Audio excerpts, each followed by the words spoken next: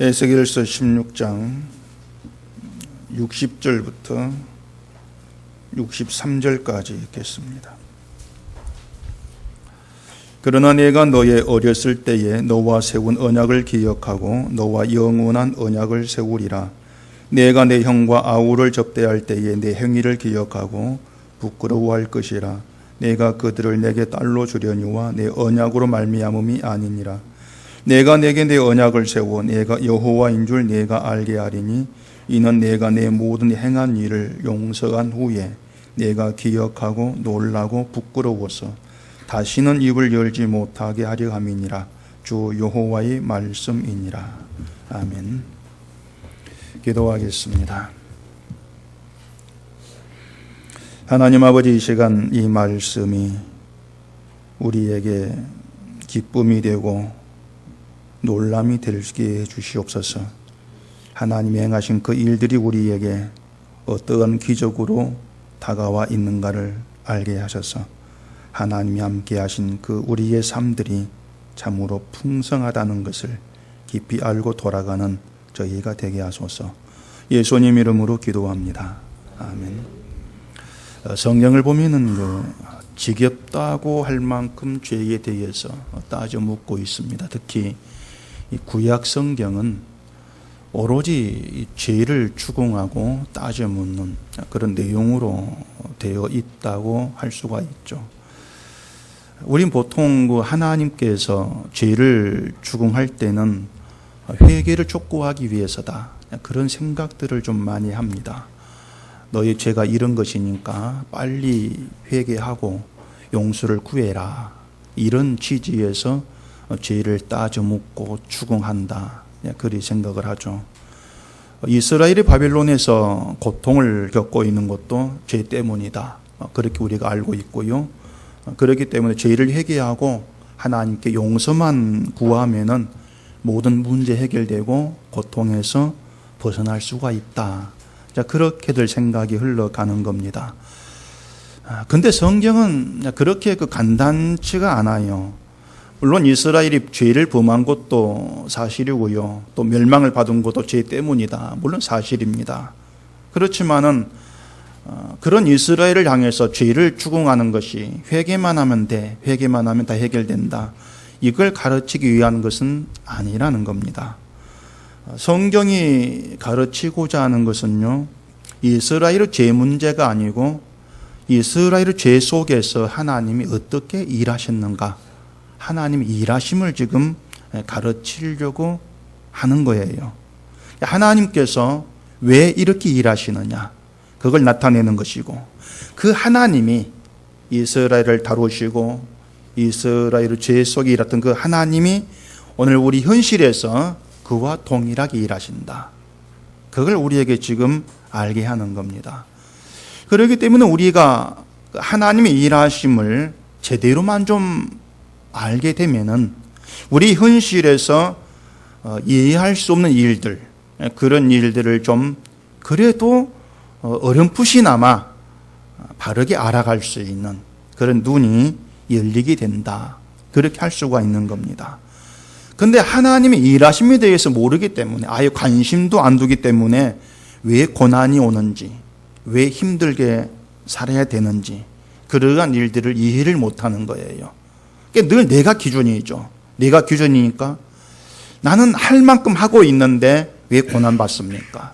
늘 그런 고민들, 그런 갈등들이 사라지지를 않게 되어지는 겁니다. 그런 모든 것들이 하나님의 일하심을 모르기 때문에 등장하는 갈등이에요. 하나님이 이런 분이야, 이렇게 일하시는 분이야, 이런 취지를 가지고 이런 뜻을 가지고 이걸 이루기 위해서, 우리에게 이걸 보이기 위해서 이렇게 일하신다, 이걸 알지를 못한다는 거죠. 그렇기 때문에 기독교인들이 크게 착각하는 것이 뭔가 하면은 그 신앙생활을 잘만 하면은 고난도 고통도 면제가 되어진다는 거예요. 늘 그런 생각들을 버리지를 못합니다. 다시 말해서 믿음에 있어서 우리가 의인으로만 살아가면은 편안한 복된 삶이 보장될 거다, 그런 생각들을 갖게 되는 것이죠. 근데 하나님 하신 말씀이 있어요. 뭐냐면 의인은 뭘로 산다고요? 믿음으로 말미암아 산다 이렇게 말씀했지 않습니까? 그러니까 의인이 믿음으로 살면은 만사형 동안 복이 주어질 것이다 이런 말씀을 하지를 않았던 거예요. 그래서 의인이라고 하는 것은 하나님이 그 사람을 어떤 형편과 처지에 밀어 넣은다 할지라도 오직 믿음으로 살아가게 되어진다는 거예요. 믿음으로 살아간다. 그게 어떤 믿음이겠습니까? 내가 조금만 참고 견디면은 이 고생 끝나고 하나님이 복으로 갚아주실 것이다. 그런 믿음이겠습니까? 그런 믿음은 없다고 제가 늘 말씀을 드렸잖아요.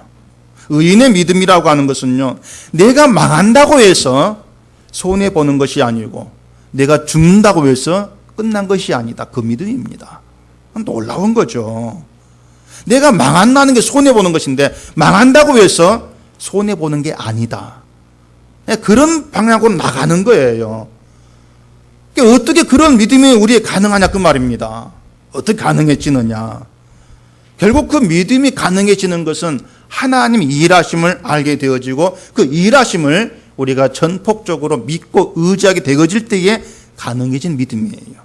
나를 실패하게 만드시고 고난 가운데 있게 하셔서 그걸 도구 삼아가지고 하나님 일하시는 게 뭔지 그걸 알게 되어질 때에 내가 망한다고 해서 손해보는 게 아니구나. 그런 믿음으로 세워져 가게 되어지는 겁니다. 하나님은 우리를 그런 믿음으로 세워가기 위해서 이스라엘의 죄를 계속 추궁하세요. 계속 추궁하시면서 하나님 왜 그렇게 하시는가 이걸 우리에게 드러내시면서 봐라 알게 하신단 말입니다. 그래서 믿음은 하나님을 아는 것이고 하나님께 맡겨버리게 되는 것이지 내가 원한 걸 받기 위해서 내 소원 성취를 위해서 매달리는 거 그건 믿음이 아닌 거예요. 16장에 이제 이스라엘을 하나님 음녀로 이렇게 정하시면서 행음하는 여인이라는 것이죠. 계속 죄를 추궁을 합니다. 음녀 계속 나오죠. 그 이스라엘이 음녀라는 말을 듣게 된 이유 제가 몇 번 말씀드렸죠. 애굽이나 아수르, 바벨론 이런 강대국들을 화친을 맺으려고 하는 거. 조금까지 바쳐간 돈을 줘가면서 우리와 친하게 지냅시다. 화친을 맺으려고 하는 것이죠. 그걸 두고 남편을 외면하고 대신 자기를 행복하게 해줄 다른 남자를 찾아가는 그런 음료로 빗대어서 이스라엘을 말씀하시고 계속해서 추궁하시는 거예요. 그리고 이스라엘은 이제 그로 인해서 재앙을 받고 예루살렘 무너지고 바빌론의 포로가 된 그 이야기를 16장에서 아주 길게 하고 있습니다. 길게 하고 있죠. 3절에서는 이스라엘 가리켜서 아버지는 아모리 사람, 어머니 헷 사람 이렇게 얘기하고 46절을 보면은 이스라엘 네 형은 사마리아다. 네 아우는 소돔이다. 이렇게 얘기를 한단 말이죠. 이스라엘은 자신들을 아브라함의 후손으로 여기면서 그걸 자부심 삼고 있는 그런 민족입니다. 그런데 하나님 이스라엘을 그 가문을 온통 이방인의 가문으로 도배를 해버려요. 어머니, 아버지, 네 형, 아우까지 몽땅 이방인으로 막 심판받은 그런 이방인으로 얘기를 해버리죠. 근데 또 한술 더 떠가지고 그 중에서도 그 이방인들 속에서도 너희들 이스라엘이 가장 악하다 이렇게 얘기합니다. 제일 악하다는. 형인 사마리아와 아우인 소돔이 행한 가증한 일보다 너희가 더 부패했다. 51절에서는 사마리아는 너희의 죄 절반도 범하지 아니했다. 이스라엘의 죄 절반도 범하지 아니한 그게 사마리아다. 그렇게 말씀을 해요. 하나님이 이렇게 말씀하시는 것은요, 지금 누구 죄가 더 크냐 이걸 따지려고 하시는 것이 아니에요. 문제가 뭐냐면 이스라엘이 자신들의 그 행한 악을 악으로 여기질 아니한다는 겁니다. 그게 문제가 되고 있는 거예요. 하나님은 사마리아나 소돔에 행한 가증한 그 일들보다도 이스라엘 부패가 더 커, 너희가 더 심각해, 이렇게 할 정도로 이스라엘 악함을 아주 크게 보고 있습니다. 정말 심각한 것으로 보고 있죠. 음녀라고 할 정도로 더러운 행위를 이스라엘로 지금 칭하고 있는 거예요. 근데 정작 이스라엘이 자신들의 죄를 그렇게 크고 심각하고 악하게 보지를 않고 있다는 얘기입니다. 그 49절 보시면요.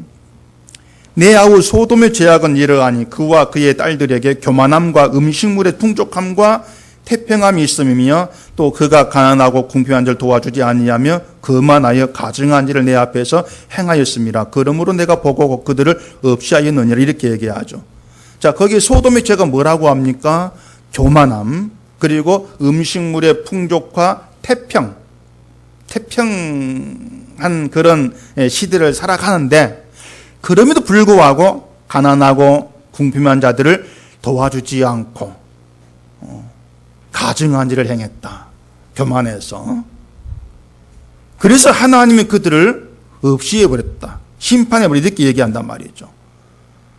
그러니까 교만하고 풍족함에도 불구하고 가난한 사람을 안 도와주는 그것만 가지고도 하나님 소돔을 심판해버린 거예요. 그런데 그런 소돔의 죄보다도 이스라엘 죄가 더 크단 말이죠. 더 크다면은 도대체 이스라엘이 어떤 죄를 지었기에 심판을 받은 소돔 죄보다 크다고 그렇게 말씀하냐 그 말입니다. 죄가 얼마나 크면 심판을 받겠어요.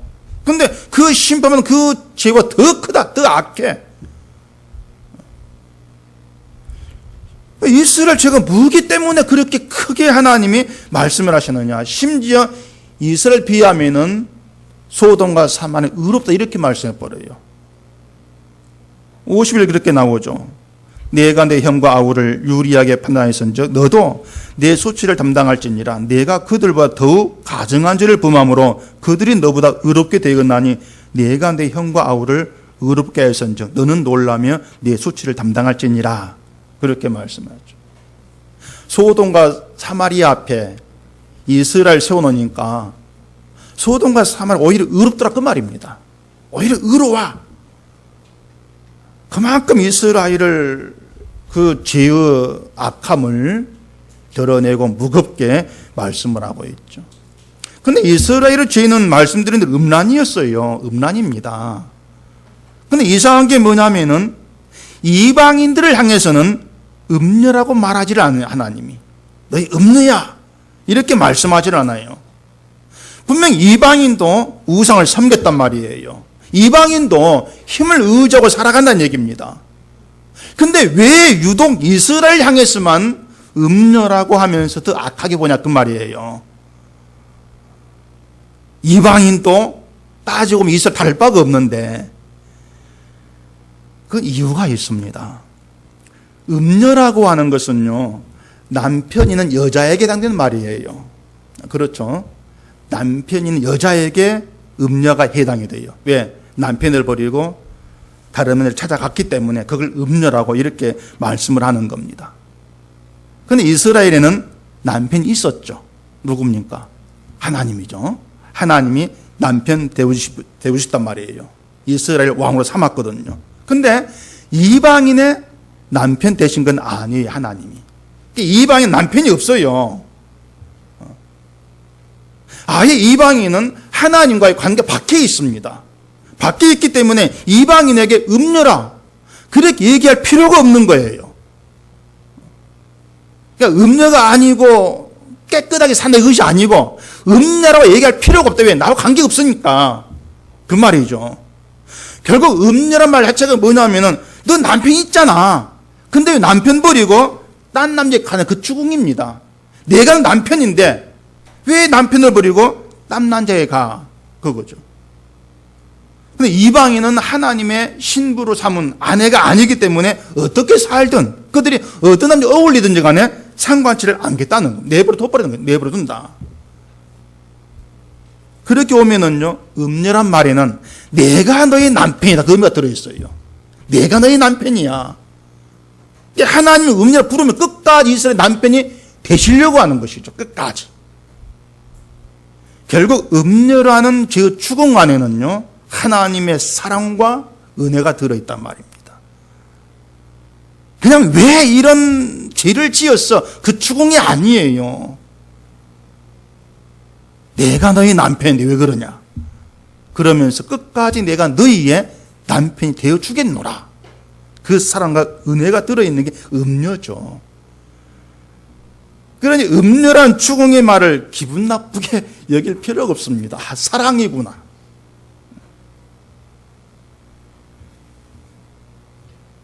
남편이 부인 바람 피우면은 남의 여자 같으면 상관 안 하죠. 사랑치도 않으면 상관 안 합니다. 내 아내니까 상관을 하는 거죠. 그게 하나님의 마음이에요. 남편인 하나님이 이스라엘을 어떻게 사랑했습니까? 들의 피투성이로 버려진 이스라엘을 하나님이 살려주시고 또 수치스러운 알몸으로 있던 그 몸을 옷으로 가리시고 거룩한 하나님께 속하게 만들었잖아요. 그리고 신부로 삼아서 왕후라고 하는 영화를 누리게 했습니다. 영화를 누리게 만들었죠. 한마디로 말해 하나님은 남편으로서 부족함이 없어요. 거룩한 세계에 속하게 했고 영화를 누리게 했기 때문에. 이스라엘은요, 아무것도 하나님께 한 것도 없이 그 모든 은혜를 누리고 영화로운 힘을 얻은 겁니다. 그러면 남편을 보면 감사하고 살아가는 게 아내다운 것인데, 근데 이 이스라엘이 다른 힘 있는 남자가 눈에 들어오고 그 남자에 가가지고 보호를 받고 싶어 했던 거예요. 남편인 하나님보다도 힘 있는 이방 나라가 더 멋있게 보인 겁니다. 더 멋있게 보이면서 야, 저 남자가 나를 지켜줄 거야. 그렇게 생각을 한 것이죠. 그런 이스라엘을 하나님은 음녀라고 하시면서 그들 심판하시고 포로가 되게 하신 겁니다. 자, 다시 설교 처음에 돌아가서, 자, 하나님은 왜 그토록 그 죄에 대해서 추궁을 하시느냐. 59절 보시면요, 나주 여호와가 이같이 말하노라. 내가 맹세를 멸시하여 언약을 배반하였은즉 내가 내 행한 대로 내게 행하리라. 이렇게 얘기합니다. 이스라엘보다 의롭다고 한 사마리아도 소돔도 그들 죄로 심판을 받았다겠죠. 그럼 이스라엘 말이 뭐 하겠습니까? 더 죄를 지었는데. 하나님 맹세를 멸시해서 언약을 배반했으니까 그 행한 대로 하나님이 행하여 심판하는 게 마땅하다 그 말입니다. 행한 대로 갚겠다는 거죠. 따라서 이스라엘이 어떤 고통에 있다 할지라도 하나님 항변할 이유가 없는 거예요. 행한 대로 갚음 받았으니까 이유가 없죠. 근데 성경이 이대로 끝나지를 않습니다. 반전이 일어나요. 그게 오늘 본문입니다. 60절에 보시면은요, 그러나 내가 너의 어렸을 때에 너와 세운 언약을 기억하고 너와 영원한 언약을 세우리라. 이렇게 합니다. 어렸을 때에 언약을 세운 게 있는데 그 언약을 하나님이 기억하시겠다는 거예요. 하나님은 행한 대로 갚으신 분이라겠죠. 언약을 배반한 행위에 대해서는 심판으로 갚으시는 게 마땅한데 하나님이 세운 언약을 기억하겠다. 자, 이게 이제 쉽게 이해가 안 될 수가 있는데, 먼저, 자, 이스라엘을 언약을 배반했다 하죠. 언약을 배반한 게 뭔가, 이것부터 보십시다. 창세기 17장 한번 찾아보십시오.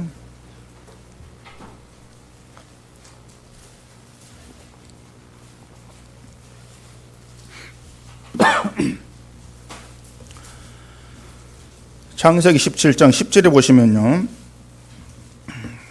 17장 다 펴놓고 계세요. 읽을 때가 많으니까. 너희 중 남자는 다 할례를 받으라. 이것이 나와 너희와 너희 후손 사이에 지킬 때 언약이니라. 이렇게 얘기합니다.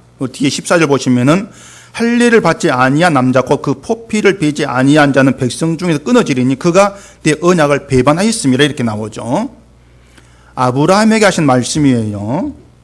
할례를 행하라고 하시면서 할례를 영원한 언약이라고 합니다. 할례가 영원한 언약이에요. 만약에 누구든 남자가 할례를 받지 않으면은 백성 중에 끊어져 버리는데 그것은 하나님의 언약을 배반했기 때문에 끊어지는 것이다. 이렇게 얘기합니다. 언약을 배반한 게 나와요. 할례를 행하지 않는 것이 언약을 배반한 것이다. 얼른 또 이해가 안 되죠. 자, 할례가 뭔지 아시죠? 남자의 그 생식의 끝을 자르는 겁니다. 끝만 자르는 것이지만 실제 의미는 전부를 잘라버리는 거예요. 그게 할례의 실제 의미입니다. 근데 그 할례가 왜 언약이냐 그 말이죠. 하나님은 이미 아브라함에게 언약을 세웠어요.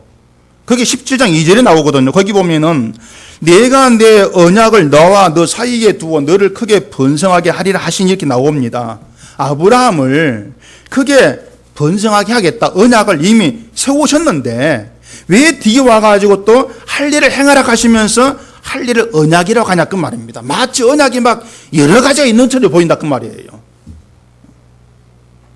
근데 모두가 다 하나의 언약이에요. 자손을 번성케 하겠다는 것이 할례나 하나의 언약입니다. 잘 들어보세요. 어려운 걸 얘기하려니 제가 참 힘이 드는데요. 아브라함을 크게 번성하게 하시겠다는 언약을 세우셨는데 아브라함을 번성케 하시겠다는 것이 하나님 아브라함을 도와가지고 아브라함에게 막 힘을 줘서 아브라함 스스로 번성케 만들겠다 이게 아니잖아요. 그런 번성이 아니거든요. 인간의 힘도 인간의 방법도 개입되지 아니하는 순전히 하나님에 의한 번성이에요. 하나님 번성케 하겠다. 하나님에 의한 번성이죠. 따라서 아브라함이 그 하나님의 언약을 믿는다면은 아브라함이 번성하기 위해서 자기 힘과 자기 방법을 믿으면 안 돼요. 이해가 되십니까? 예. 하나님이 하겠다고 했기 때문에 하나님께 맡겨놓고 기다리는 것이지. 하나님 일을 내가 어떻게 하면 번성이 될까? 내 방법과 내 힘을 추구해서 그 내 힘으로 뭔가 이루어가는 이건 아니란 얘기입니다. 그건 언약이 아니다. 그것을 할 일을 행하게 해가지고 몸에 남겨놓은 거예요. 때문에 할 일을 언약이라 한단 말입니다. 아까 할 일을 생식기 전부를 잘라버린 거 있죠. 생식기를 전부 잘라버린다면은 어떻게 남자 후손을 번성하겠습니까? 끊어져 버리는 것이죠. 그런데도 하나님이 번성케 하겠다. 결국 인간의 육적 방법이 아니고 하나님에 의해서 번성케 되어진다는 거예요. 하나님에 의해서 나고 하나님 번성케 된다. 그런데 할 일을 행하지 아니한다. 그게 어떻게 되겠어요? 결국 인간의 방법과 힘을 의지한다. 이런 의미가 되어버리는 거예요. 그게 언약을 배반하는 것을 이렇게 얘기하는 것입니다. 그리고 언약을 배반한다는 것은 인간이 자기 힘과 세상의 것을 의지하면서 내가 원한 걸 이루어보려고 하는 거예요. 그게 언약을 배반하는 거예요.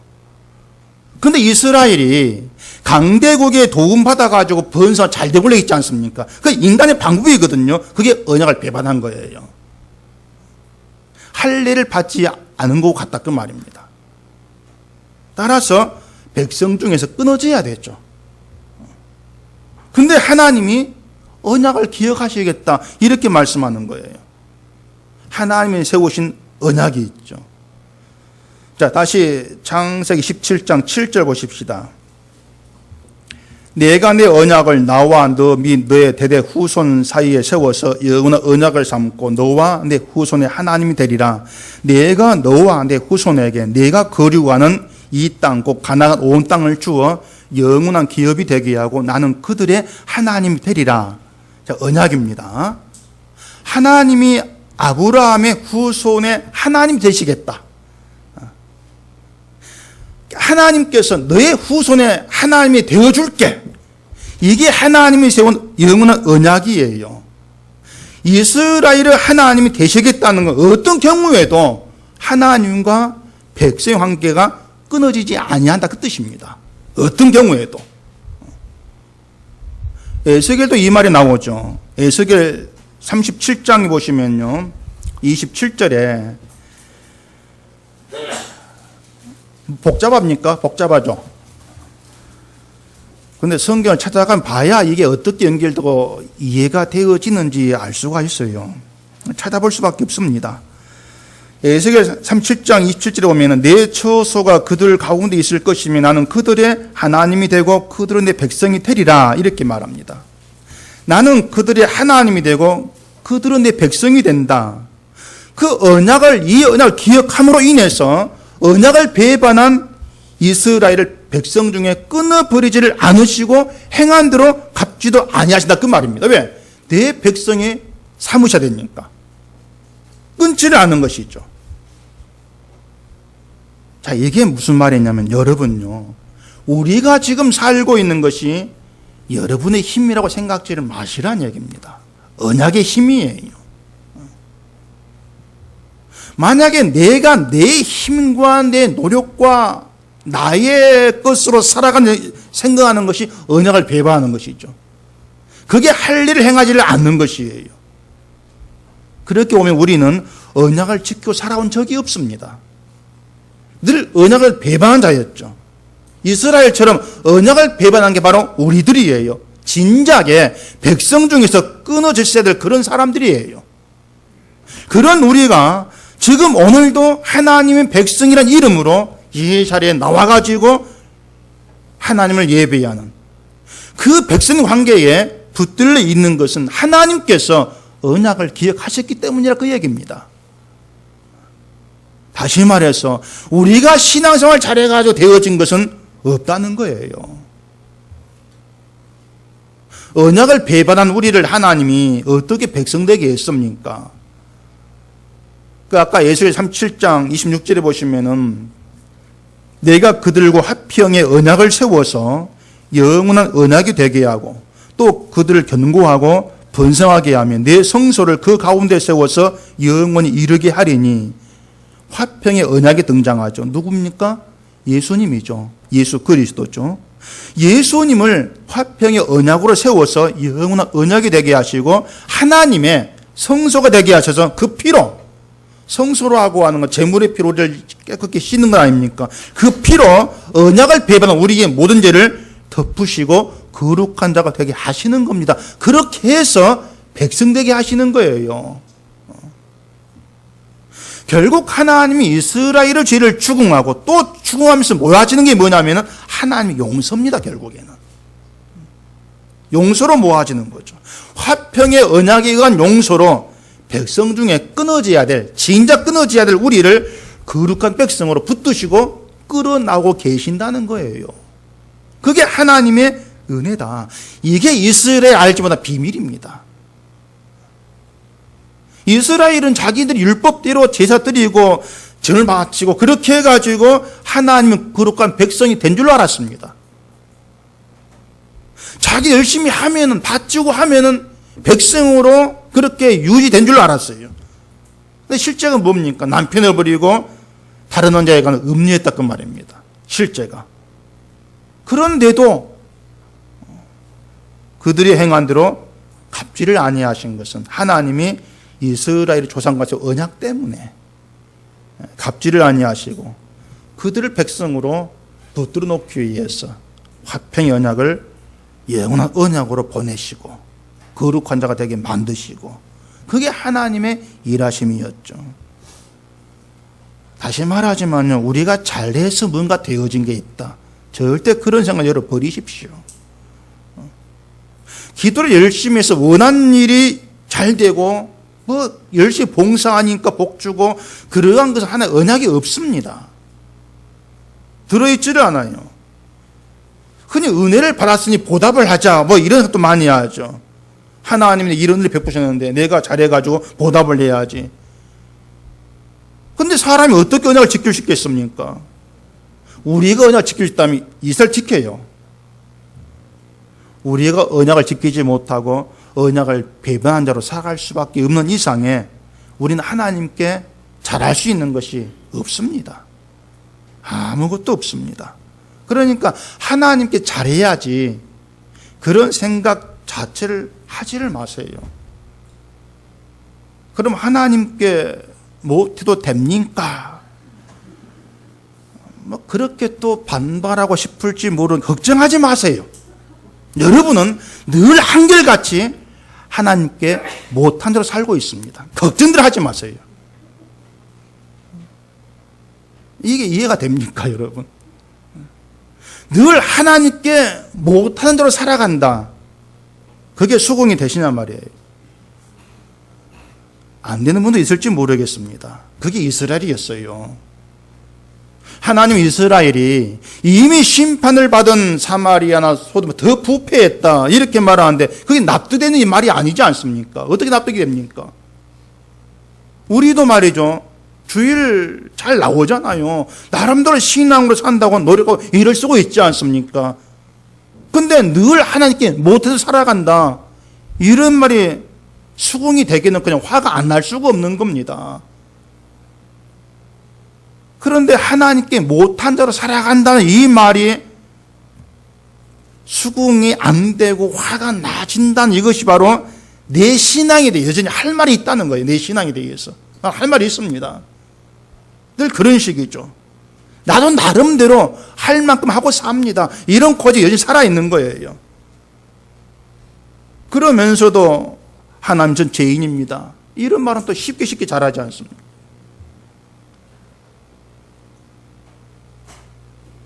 (62절) 보시면요.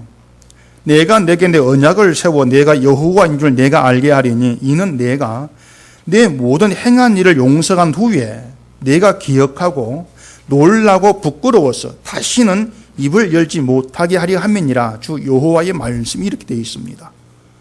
하나님이 그토록 끈질기게 죄를 추궁하면서 그 이슬 행한 대로라면은 심판을 받았어야 되지만은 너희와 세운 언약을 기억하고 용서했다. 그 비밀의 말씀의 이유가 뭔가 하면은 부끄러워서 다시는 입을 열지 못하게 하려고 죄를 추궁하고 하나님 어떻게 행하셨는가 이걸 알게 하신다는 거예요. 부끄러워서 입을 열지 못하게 하려고. 그러니까 하나님이 이스라엘의 모든 부패한 일을 다 용서하시며 하시는 말씀이 뭐냐면 나에게 잘해 이것이 아니에요. 내가 용서했지 잘해 이것이 아니고 제발 좀 부끄러운 줄 알고 살자 그 말입니다. 부끄러운 줄 알고 입 닫는 거 살자 그 말이에요. 입 다물라는 것은 말 못한 번외 이것이 아닙니다. 말하지 말라는 것이 아니고 하나님이 용서와 은혜로 살고 있으면서 마치 내가 잘해서 살 것처럼 자랑하지 말라는 얘기예요. 그런 말 좀 하지 말라는 것이죠. 결국에 여러분 신자는요 하나님 앞에서 부끄러워가지고 입을 열 수 없는 사람이 신자입니다. 입을 열 수가 없어요. 그런 신자가 진심으로 자기 죄를 알고 회개하고 하나님이 내게 행하신 일은 뭔가 이걸 아는 사람이라고 할 수가 있죠. 근데 우리는 늘 떳떳해요. 떳떳해도 너무 떳떳합니다. 죄인이라고 하면서도 죄인 같지가 않고요. 하나님의 용서를 받다고 하면서도 죄를 말하면 속이 불편해지고 말이죠. 심지어 우리는 예수를 죽인 자 아닙니까? 예수를 죽인 자 우리거든요. 예수님을 화평의 언약으로 세우시고 하나님과의 화목과 우리의 죄 씻음을 위해서 예수를 보내셨는데 우리 손에 예수를 죽여버린 겁니다. 우리 손으로 내 손으로 예수를 죽였는데 그 결과가 우리에게는 구원으로 돌아오는 거예요. 여러분 예수님을 죽여서 손해본 게 있습니까? 여러분 예수를 죽였다고 하니까 또 난 안 죽인 이런 얼굴들이신데 그럼 우리 빼고 유대인을 얘기합시다. 유대인들이 예수를 죽였습니다. 예수를 죽인 유대인들이 손해본 게 있습니까? 놀랍게도 손해본 게 없습니다.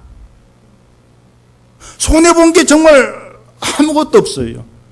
하나님의 아들을 죽였다면은 하나님께 보복을 받고 당장에 망할 수도 있는데 하나님 보복이 없습니다. 아들을 죽였는데 손해본 것이 없고 오히려 하나님은 예수님의 죽음으로 부활을 만드세요. 승리를 만드세요. 그리고 예수를 죽인 자들에게 부활과 승리를 생명 안겨줘 버립니다. 그게 하나님의 일하심이에요. 분명히 심판을 받을 악을 행했는데 하나님 거기에다 은혜를 담아가지고 갚으신다는 얘기죠. 그게 하나님의 언약이란 얘기입니다.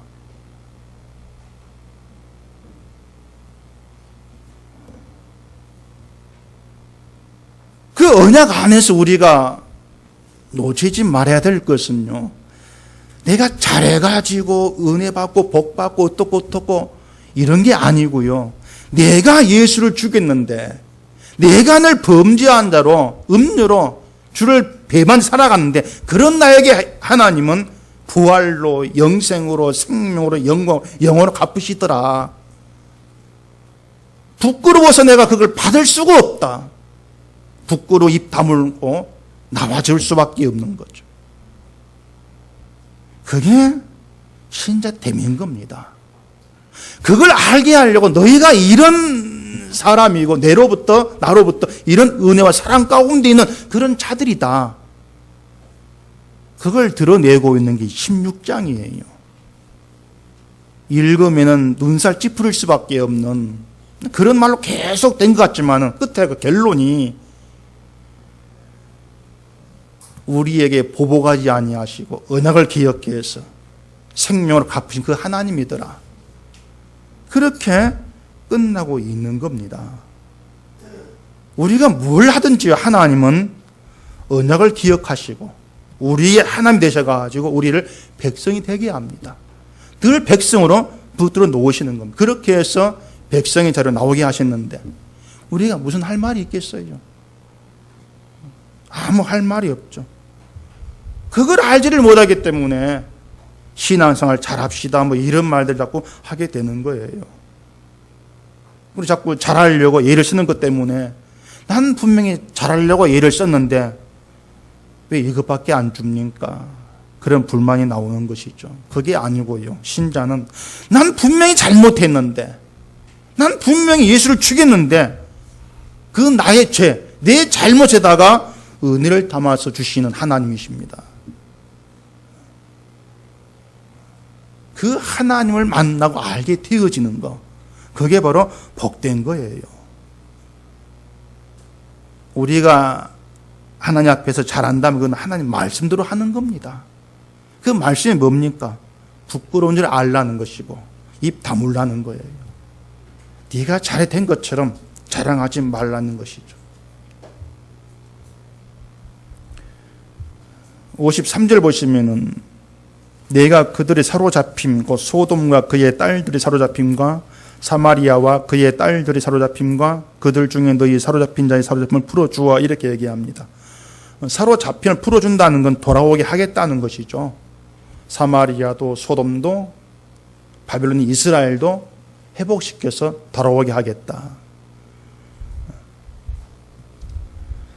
이왕 돌아오게 할 거면은 왜 사로잡히게 하겠습니까? 그 사로잡힘 속에서 그들에게 줄 유익이 있기 때문에 그런 거예요. 이게 뭐냐면은 죄인된 너희를 살게 하는 게 하나님의 용서였다는 거. 그게 하나님의 언약이었고 우리는 언약의 혜택으로 살아간다는 거. 이걸 알고 그걸 보면서 늘 부끄러운 자로 하나님께 나오는 그가 하나님 백성이다. 그렇게 만들어 가시겠다. 그걸 말씀하고 있는 겁니다. 우리가 살아가면서 머리가 하얗게 되고 얼굴에 주름살이 늘어가지고 볼품없이 되는 그런 나이가 되면은요, 알게 된 게 뭐냐면은 젊을 때 손에 쥐려고 애를 썼던 것들이 다 부질없는 것이었다. 이걸 알게 되어지는 겁니다. 내가 겉으로 손에 쥐려고 했던 것들이 가치 있는 것이 아니었고 내 인생에 만족을 주는 것들도 아니었다. 이걸 알아가게 돼요. 그러니까 세상에 대해서 허무감을 느낀다. 이것이 아니고 진정한 가치, 진정한 복됨에 대해서 눈이 뜨인다 그 말입니다. 얼마나 오래 살고 얼마나 많이 가졌는가 이것이 아니고 진정한 가치가 무엇인가를 알게 되겠느냐. 그게 신자된 여러분의 어떤 신자다움이 되어야 되고 그게 여러분의 실력이 되어야 돼요.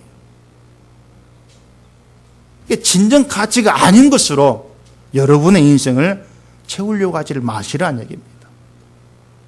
우리에게 진정한 가치는 하나님을 알게 되는 것입니다.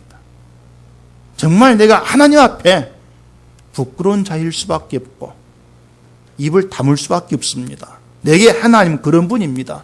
그 하나님을 알게 되고 그 하나님의 일하심 속에서 진정한 복됨이 무언가를 깨달아 알게 되어지는 것. 그게 여러분의 인생을 만족하게 하는 진정한 가치가 되어진다는 거예요. 하나님을 알게 됨으로 해서 지금껏 내가 이 세상에서 버티고 살아왔던 그 내막 그 힘이 내게 있던 것이 아니고 하나님께 있었고 하나님의 언약 때문이었다. 이걸 알게 되어지면요, 남은 인생에 두렵지가 않고 하나님께 맡겨버릴 수가 있는 겁니다. 그게 정말 가치 있는 것이고 나이가 들어가면서 넉넉해질 수 있는 길이다. 이렇게 얘기할 수 있을 거예요. 여러분께 남은 일이 뭐겠습니까? 여러분께 남은 일이 뭡니까? 늙어가는 것밖에 없습니다. 그게 여러분 남은 일이에요. 사람이 26세가 되면은 늙어간다 그래요. 26세부터 38세까지 빠르게 노화가 진행이 되다가 38세부터 이제 천천히 노화가 되어진다고 합니다. 26세도 여기 26세 누구고? 없나? 26세도 늙어가요. 팔팔하게 젊은 게 아니고 죄송합니다. 그냥 늙어가요. 그렇게 늙은 우리에게 하나님 하시는 일, 용서를 알게 하신다. 그 용서의 중심에 화목제물로 오셔서 우리 손에 죽으신 예수님이 계신다는 거. 그게 우리의 인생이라는 거. 이걸 알게 하면서 하나님이 함께 하신다는 것이 얼마나 든든함이고 넉넉함이고 복됨이고 영광인가. 거기에 우리 온 마음을 믿음을 두게 하시는 거예요. 16장을 잘 생각해 보세요. 16장에 드러나는 건 이스라엘 악함밖에 없습니다. 하나님은 그런 이스라엘의 부패, 악함을 다 품으세요. 그게 하나님의 언약이었죠. 우리는 예수 그리스도에게서 하나님의 그러한 넉넉함을 보게 되어지는 겁니다. 우리가 하나님의 그 넉넉함을 알게 되어서 넉넉한 인생을 살아가는 것, 그게 여러분의 남은 인생이 되어지기를 바랍니다. 기도하겠습니다. 우리 아버지 하나님, 오늘도 이스라엘을 향한 하나님 말씀을 통해서 신자에게 감추어진 비밀, 그 영광됨, 그 복됨이 무엇인가 하는 것을 들었습니다. 하나님의 언약 속에서 당장의 심판을 받아 마땅한 우리가 살아있고 하나님 백성으로 이 땅에 남겨져